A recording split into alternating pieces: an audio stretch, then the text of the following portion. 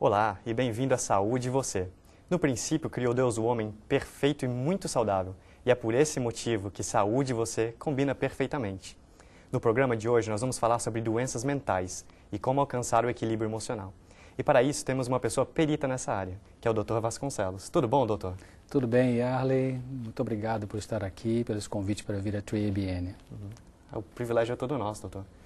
Doutor, vamos começar. O que produz as doenças mentais? Temos que pensar em três aspectos básicos que são aqueles que vão poder desenvolver uma doença mental. Primeiro é a herança genética, ou seja, aquilo que a pessoa recebe por hereditariedade dos seus pais, né? A segundo é a qualidade do meio ambiente infantil, ou seja, como que é aquele ambiente onde a criança desenvolve, e os primeiros 7 anos, segundo alguns autores, são os mais importantes para moldar aquilo que vai ser a estrutura da personalidade de uma criança. E um terceiro aspecto também que vai influenciar no desenvolvimento de uma doença mental é a sensibilidade pessoal, ou seja, como que aquela pessoa ela funciona em termos emocionais, como que ela responde aos eventos estressores, né?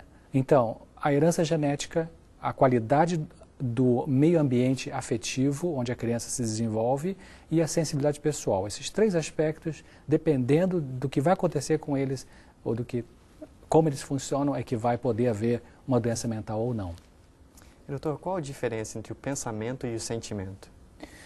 Pensamento é aquilo que funciona do lobo frontal, o pensamento é algo intelectual, a racionalidade. Então, exemplo, aqui é um estúdio, amanhã é terça-feira, acho que você está errado. Então, isso são pensamentos, né? Não tem uma emoção ali nele. Sentimentos é quando o que você diz, o que você expressa tem uma emoção, tem um feeling, tem um afeto ali. Então, por exemplo, eu me sinto magoado, eu estou angustiado, ou eu estou muito feliz hoje. Então, são expressões de sentimento, né? Então, esses dois são bem diferentes. Uhum. Então, podemos dizer que as doenças mentais significam a perturbação dos pensamentos e dos sentimentos? Sim, e também até da terceira parte da mente humana, nesse aspecto de pensamento, sentimento e ação. Sim, a perturbação dos pensamentos em níveis diferentes, em qualidades diferentes, a perturbação, a alteração de algumas emoções vão causar realmente desequilíbrio emocional, ou seja, ameaça a segurança interna do indivíduo, e então pode atrapalhar essas pessoas de terem um trabalho funcional, produtivo, uma vida social boa, porque tem alguns pensamentos que perturbam e tem alguns sentimentos que são bem desconfortáveis. Uhum. Doutor, quais os tipos principais de doenças ou desordens mentais? Existem os grupos principais de doenças mentais, em que nesses grupos, então, podemos encontrar as chamadas patologias, as doenças em si. Os grandes grupos de doenças mentais são o grupo das neuroses, né? O grupo das psicoses são as chamadas loucuras, né, em termo popular, o grupo das doenças ligadas à demência, né, que no caso Alzheimer, as doenças da terceira idade, do idoso, as chamadas psicopatias, que são as doenças sociais, vamos dizer assim, pessoas que têm alterações muito importantes de comportamento social, né, o psicopata antissocial, por exemplo. E finalmente, o grande grupo das doenças chamadas os retardos mentais, né, onde entram as deficiências de intelecto, as oligofrenias, né? Uhum. São os grandes grupos assim, onde as outras doenças mentais estão inseridas ali. O senhor falou uns termos bonitos ali, alguns até que eu desconheço. O senhor poderia dar alguns exemplos dessas desordens mentais? Tá, claro. O que você que está assistindo ao programa hoje conhece, os principais talvez sejam a depressão, né, os transtornos ligados à ansiedade, você já ouviu falar em crise do pânico, ou a síndrome do pânico, que está ligada à ansiedade. Também dentro ainda do transtorno de ansiedade tem os transtornos obsessivos compulsivos, o que infelizmente é muito comum na sociedade hoje são as dependências químicas, né, seja o alcoolismo ou dependência a drogas ilícitas. Também tem o transtorno bipolar, que é tem uma incidência alta na população, né, com as doenças, com as duas fases, depressão e a fase maníaca. São esses tipos principais, né, de sofrimentos mentais que parece que atinge mais a humanidade. Uhum. E se eu acredito não ter nenhuma dessas desordens, posso me considerar uma pessoa perfeita mentalmente? Eu acho que sim. Perfeita mesmo, né, Yarley? Nenhum de nós somos, nenhum de nós tem uma perfeição mental total. Quer dizer, cada ser humano tem as suas peculiaridades, suas dificuldades interiores, que às vezes só ela e Deus conhecem, né? Eu acho que se existia um ser humano que fosse perfeitamente, mentalmente falando, saudável, foi Jesus Cristo. Fora Jesus, realmente todos nós temos algum grau de ansiedade, ou de tristeza, ou de dificuldade interior, que não chega a ser uma doença mental, mas que também não é uma plena saúde mental 100%, que eu acho que realmente só no céu, quando o corruptível for revestido da incorruptibilidade, o mortal da imortalidade, aí sim, quando Deus fizer novas todas as coisas, inclusive a nossa mente, aí vamos ser zerados em termos de algum sofrimento ou patologia mental, né? Uhum. E doutor, se há grandes níveis, algumas pessoas sofrem de pouco de uma certa desordem, outras sofrem muitos, como que isso funciona? É uma boa pergunta, eu gosto de explicar isso para o público, porque nesse sentido eu acho que a vida é um tanto injusta, no sentido de que algumas pessoas, elas nascem com muito mais propensão, vamos dizer assim, ou possibilidade de vir a desenvolver uma doença mental. Toda criança, quando ela nasce, acho que é importante explicar isso aqui para o público, toda criança, quando ela nasce com vamos dizer assim, com um kit de sobrevivência, o chamado em inglês coping skills, em que ali existem alguns recursos que elas podem usar quando tem que se defrontar com situações traumáticas da vida. Então parece que algumas crianças, elas nascem com esse kit de sobrevivência faltando alguma coisa, né? E que então, diante de certas situações estressantes, elas não vão conseguir ter uma capacidade de enfrentamento, uma capacidade de resistência e, portanto, elas podem, por causa dessa, vamos dizer, fragilidade e junto disso uma pressão do meio ambiente, uma situação bem complicadora, desenvolver uma enfermidade mental, uma desordem mental em algum nível, né? É verdade, também é importante pensar de que algumas famílias elas são bastante disfuncionais. Ou seja, o que é uma família disfuncional? É uma família em que há problemas bem complicados, né? Como, por exemplo, alcoolismo, ou brigas com discussões verbais entre os pais, né? Agressão física às vezes, de um pai contra a mãe ou vice-versa. Então é uma família que tem um desacerto no seu relacionamento ali. Então a criança que nasce nesse ambiente, né, que ela cresce nesse ambiente, se ela tem esse ambiente assim tão disfuncional, tão desfavorável para o equilíbrio emocional, e se ela é aquela criança que, como eu disse, nasceu talvez com algum componente do seu kit de sobrevivência não bem ali funcional, não presente, então, como se diz na gíria, junta a fome com a vontade de comer, quer dizer, junta a fragilidade da criança e com aquele ambiente complicador, né? Então, essa criança, na infância mesmo, ou na adolescência, ou quem sabe na vida adulta, vai poder desenvolver com mais facilidade do que outras crianças uma enfermidade mental, emocional. Uhum. E o que causa essas enfermidades mentais? Que tipo de abusos que causariam essas perturbações? Existem vários tipos de abusos, né, que perturbam os seres humanos, especialmente as crianças, seus 10 primeiros anos de vida. O primeiro tipo, eu diria, é o abuso físico. O que é um abuso físico? Abuso físico é quando os cuidadores dessa criança, cuidadores pode ser o pai, pode ser a mãe, pode ser a avó, pode ser o tio ou tia, né, dá um tapa na criança, ou beliscão na criança, puxa o cabelo da criança, bate a cabeça dela em qualquer lugar, porque estão irritadas, estão impacientes essas pessoas, né? Então a criança sente a dor física e sente a vergonha dos pais, né? Ela passa a ter medo do pai e da mãe que é o agressor, enquanto que, imagina, a criança pequena precisaria ter a companhia, a proteção, né? Mas passa a ter medo, né?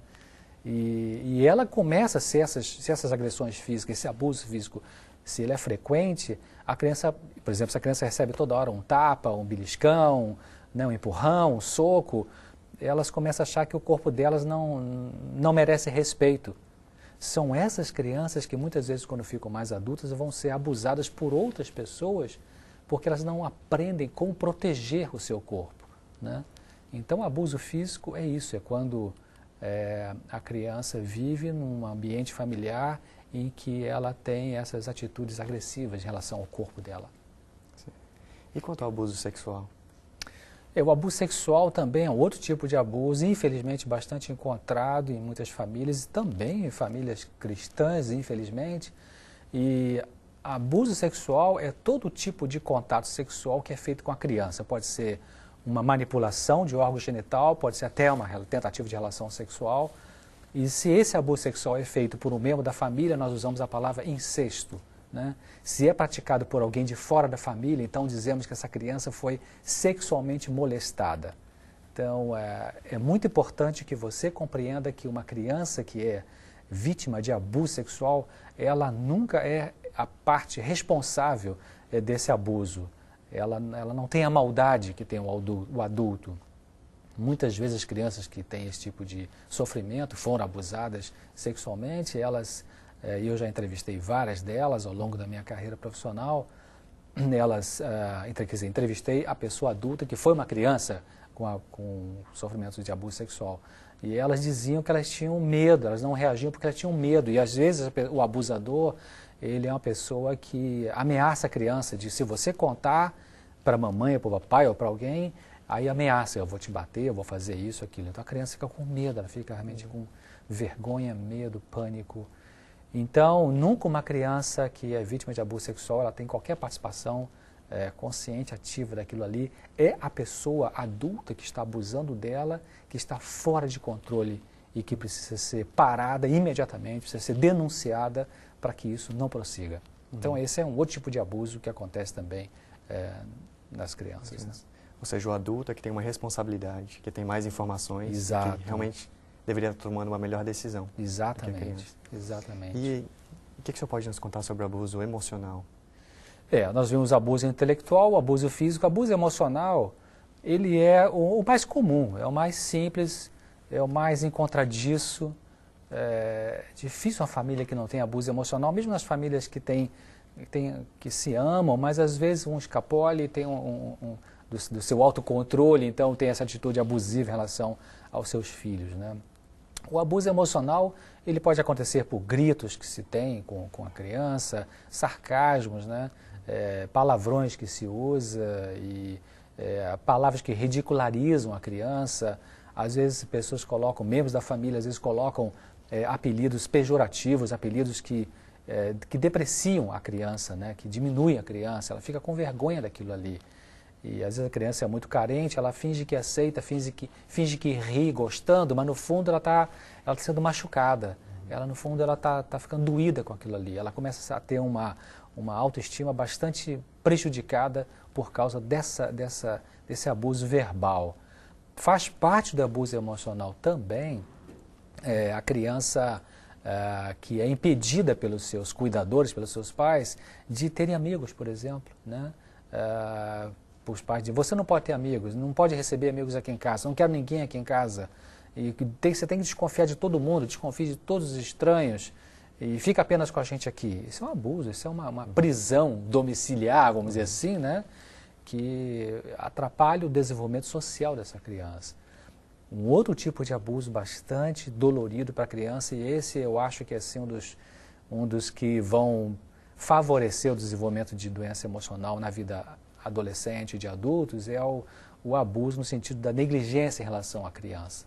Negligência no sentido de não tocar a criança, não abraçar, não dedicar um tempo para ela, não ter uma manifestação de carinho físico, né, um beijo, não orienta a criança, olha, não vai por aqui que é perigoso, deixa a criança perdida, vamos dizer assim, e não tem uma atenção para com ela, não dá informação sexual para essa criança, então ela fica, né, quantas pessoas, quantas meninas chegam na menstruação e não sabiam, a mãe não falou, porque a mãe era muito tímida, a mãe era não sei o quê, né? Então essa é uma forma de negligência em relação à criança e é um abuso emocional. Né?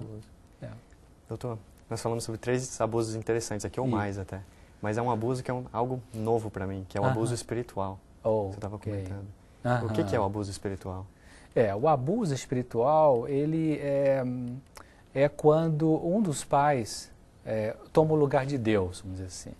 Quer dizer, na verdade, para uma criança pequena, ela não consegue abstrair o pensamento e pensar em Deus como ser, como nós adultos conseguimos. Então, para ela, aquilo que o pai e mãe são para ela imagina que Deus é daquele jeito. Então, quando os pais não admitem que falham, então são muito ditadores, querem ser onipotentes. Quando os pais são rígidos na sua religião, são pessoas exageradas, né, na sua conduta religiosa, são muito legalistas. Então exige das crianças um comportamento legalista. Isso é um abuso espiritual. Né? Alguns cuidadores, alguns pais ameaçam as crianças colocando coisas religiosas no meio. Por exemplo, dizem, se você não ficar quieto na igreja, então Deus vai te castigar. E se a criança, vamos dizer, tem medo de tempestade, Deus vai mandar uma tempestade hoje à noite porque você... Então, conecta a imagem de Deus com uma coisa má, uma coisa castigadora. Isso é um abuso espiritual. Né? Também um abuso espiritual, e infelizmente acontece isso, quando representantes da igreja, né, seja um padre, um pastor, seja uma madre, seja um ancião, um diácono, né, eles agem abusivamente em relação à criança, seja um abuso físico ou sexual ou um abuso emocional, então praticado por um representante oficial da igreja. Isso também é um abuso espiritual e causa uma lesão bastante dolorosa. Né? Doutor, esses fatores psicológicos podem se juntar com os fatores espirituais e causar uma enfermidade mental? Sim, é claro, porque nós nascemos basicamente com uma natureza pecaminosa, então que já é um sofrimento. Junto disso vem os traumas emocionais, então aí fica a coisa mais complicada. Né?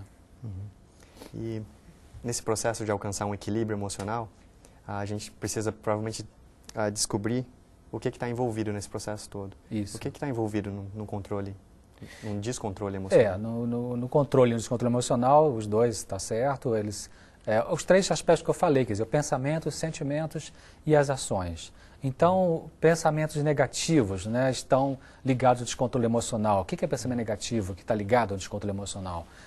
Pessoas que têm assim, eu não consigo melhorar, eu não gosto de mim, eu odeio a mim mesmo, ninguém gosta de mim, as pessoas me rejeitam, eu não faço nada certo. São pensamentos negativos, né, que afundam a pessoa.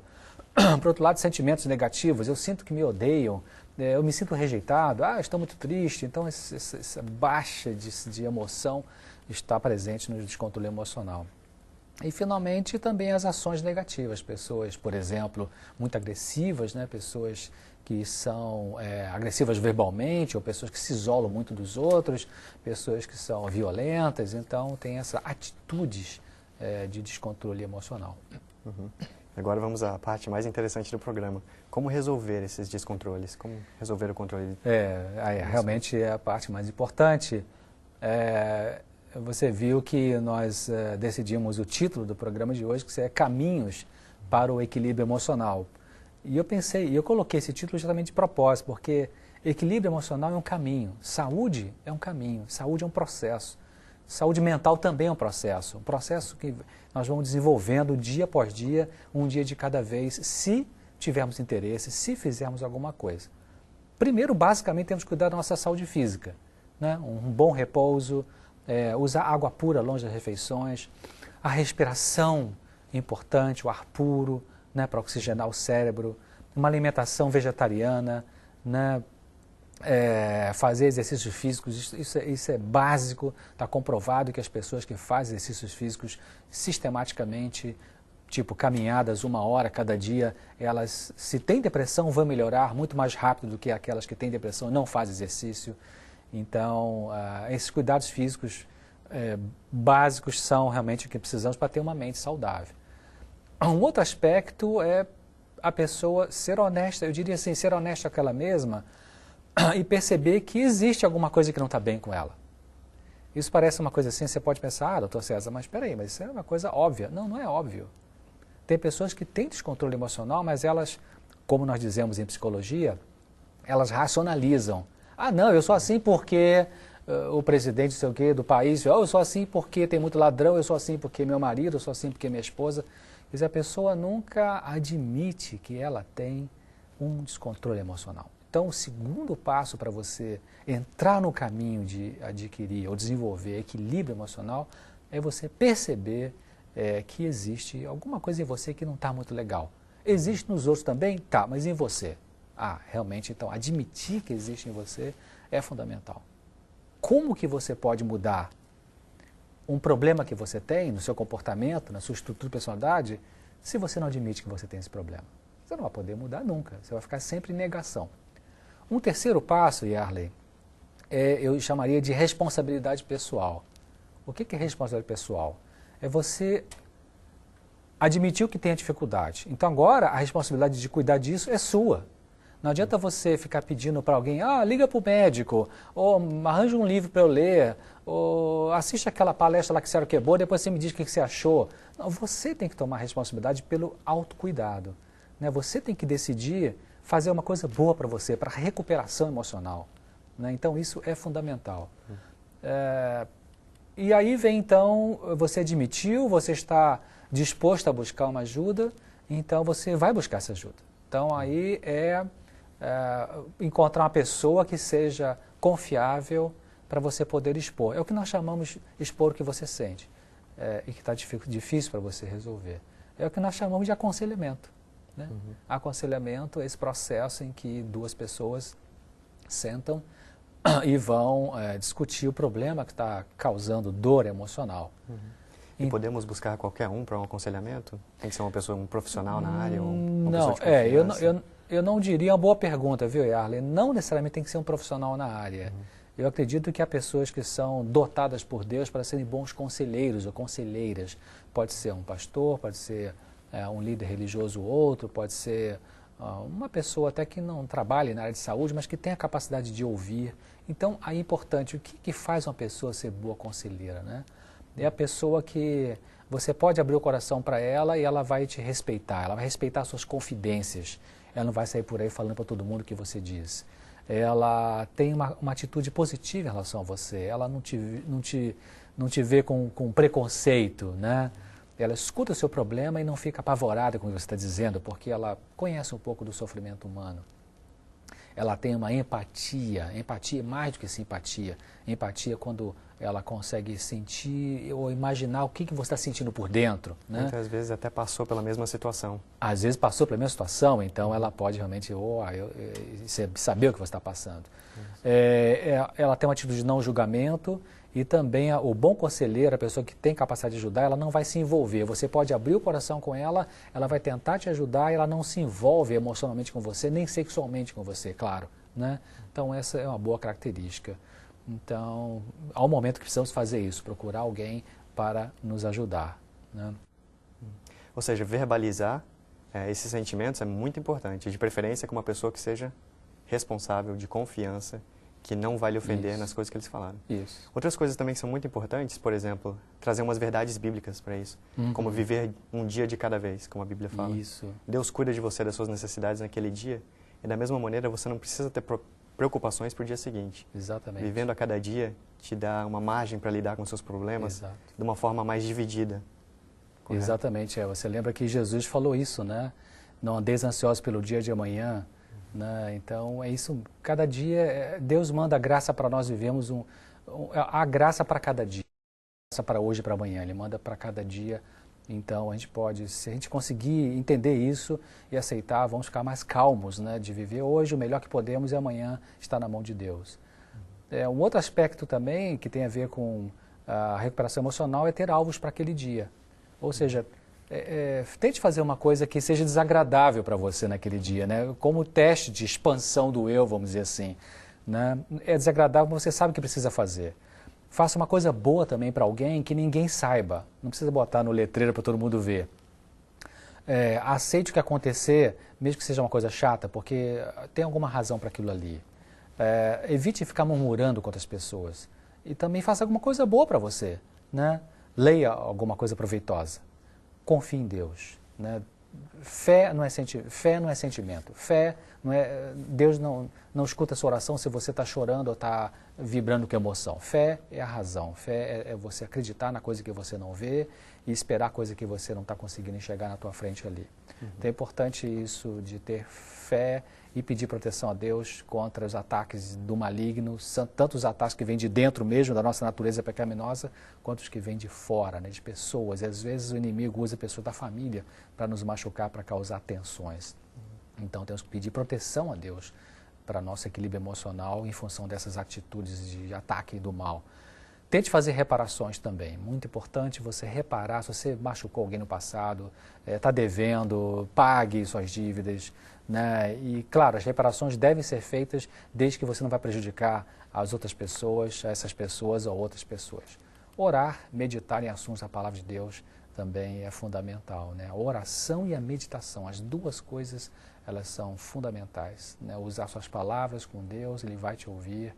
E você meditar na natureza, em Deus, no amor de Deus, também é muito bom para a saúde mental.